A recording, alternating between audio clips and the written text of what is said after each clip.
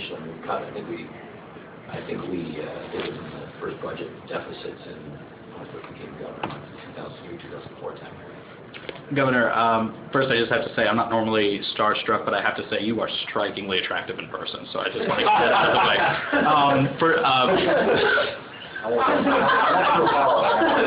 We have the headline for today.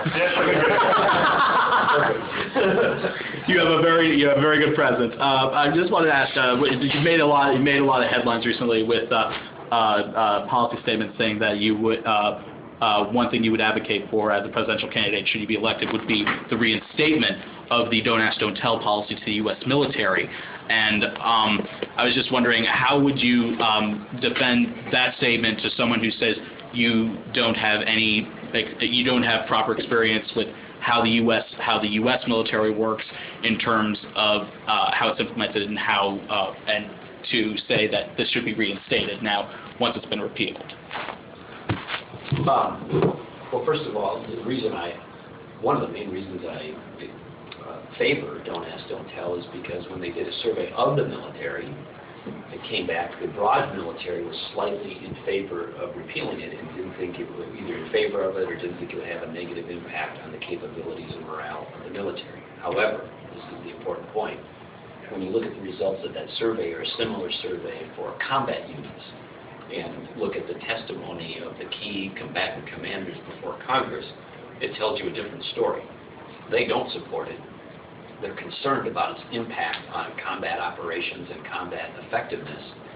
And we're in the middle of 2 wars and other potential conflicts as well. So this is not the time to be saying, I think, to the combat units and the combat leaders, we're going to do things that you believe strongly are going to undermine your safety, your combat capabilities, and the like. So I defer to them. This isn't a reflection of my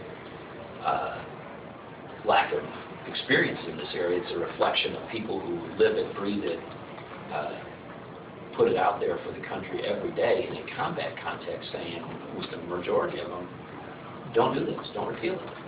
And so that's the deference I think we should give the military in that regard, especially when we got 2 wars going. Governor, can I ask a follow-up on that? Sure. Assuming you become president in 2013, this is likely already going to be phased out. Don't Ask, Don't Tell. How do you unring the bell and to put Don't Ask, Don't Tell back in place? Well, I think they're going to try to implement it before the next election, so yeah. it may not be easy yet, I don't know. But I'm just saying, if you've got a nation where our military needs very strong deference, we have combatant leaders at the most senior level saying this is a bad idea. We've got combat troops saying this is a bad idea. And I think we owe them a more thoughtful period of time, especially when we're at war. At the very least, we should say, let's address this at a time when we're not in the middle of 2 wars.